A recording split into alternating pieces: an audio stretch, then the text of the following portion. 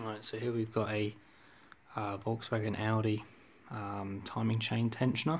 This is from the EA888 series of engines. This is actually from a Generation 2 2-litre model, but they're basically all the same. About 2008 through to 2012-13 they had this style tensioner, and it can be identified with this ratchet and pull style mechanical lock. Here we can see the part number on the front, 06H109467. It is a hydraulic tensioner, so it's hydraulically fed, but these teeth are here to be a mechanical lock for cold starting. Now, what we see behind us here is actually the detent, or the actual other side of the lock, and this, as you can see, has teeth. You can see the teeth, so that actually locks into this area, and it has a clasp that goes around here basically, so this would be actually covered from here round to here with a metal clasp that would hold this detent into place, basically to stop the tensioner from coming back upside down that way around. So as you can see, you can get the gist of what I mean. And basically what it would do is it would mechanically stop this from retracting. As you can hear, that's the hydraulic, the remnants of oil that's trying to leak out basically. So in cold starting, when the oil's really thick, or say the oil's been drained out of the engine or anything like that, or their car's sat for a while, and if you imagine the timing chain is trying to force this back, that lock is there to stop that, and is there to actually mechanically stop the engine when it's rotating on cold starting and cranking, from stopping this from compressing all the way back. So it basically limits it to be able to just do that. As you can see, this with it being out of the car, it's not pinned, so when we're trying to take these out, we put a tool in through here, just a straight pick or pin, and lift up this detent, and then when we then compress this back with it lifted, which allows us to get it all the way in. I can't do it at the moment with my left hand. We then put a pin through this hole here, and then that locks into this groove here, and that's the removal position, or if you wanted to do service on the timing chain drive or remove a cylinder head or something like that. But yeah, that's basically the function of that. But what actually fails is that these either completely strip their teeth off, which this one hasn't, or they completely just disappear, they disintegrate, they shatter, and then the clasp, which like I say is removed in this scenario, and I don't actually have it with me, you're going to remove that clasp and there's nothing in there, and you know the chain tension has failed, generally resulting in bent valves. So we're basically replacing these items as a precautionary method basically, or to preventative maintenance. There is an updated part which I will link in a picture.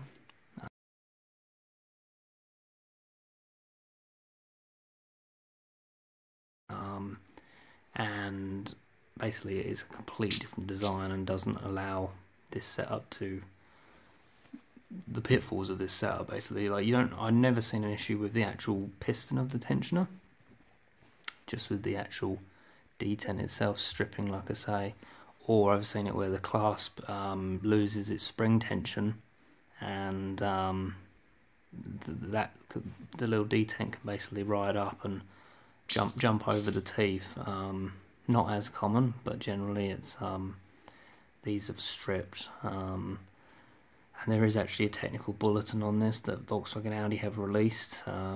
Some they just rattle, the chains will rattle because, like I say, in cranking it will actually compress the not the drive side of the timing chain, but the tension side of the chain, as the camshaft is moving backwards and forwards on the valve springs. You'll actually get the chain go tight and loose like this, backwards and forwards, and the mechanical stop is meant to prevent that to a degree.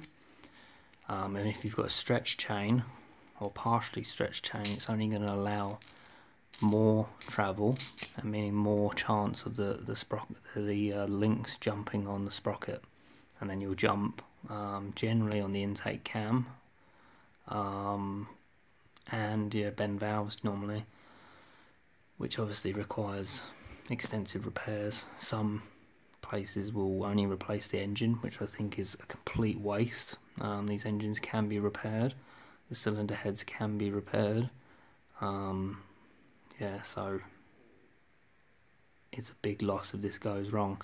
Now, in the timing cover there is a rubber bung that can be seen above the crank pulley, which is basically located like this, and you're able to then look in with a torch. I think on the transverse engines you have to move like a boost hose which runs across the front here on the timing cover, on the lower timing cover, and you can then look in with a mirror and inspect to see what style of tensioner. Like, you'd be able to look through and you'd see this, and if you can see those teeth and you can see this clasp, you know what style it is, the old original tensioner.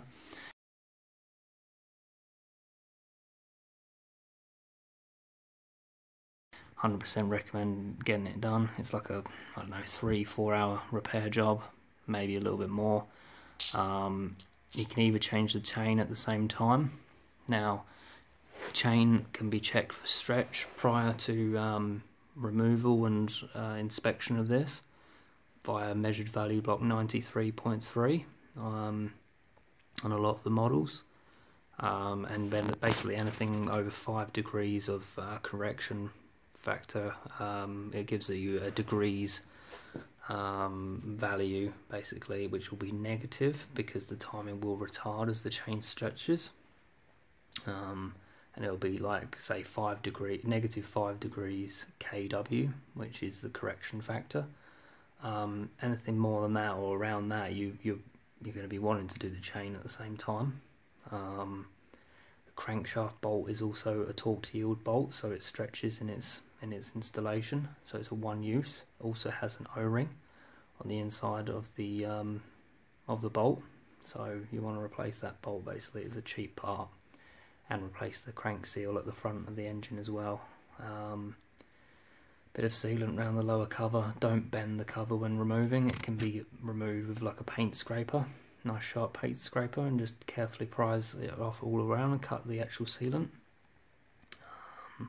Like I say, if you've got to do the chain, you'll have to remove the top cover as well. Replace the seals for that, otherwise they will leak. Like I say, the new style is about 2013 onwards. It is just really good preventative maintenance. These are cheap. Like, I'm based in Australia, and these can be had for less than $100. These new style tensioners, depending where you buy them from. They are, genuine only. Realistically, is the way to go. Don't buy cheap eBay rubbish. Like you can see, this is a Volkswagen part. It's got it stamped on there. Yes, it's not a great one because it was a poor design, but use the upgraded, genuine part. Make sure it doesn't look like this. I'll put a picture in of the upgraded part.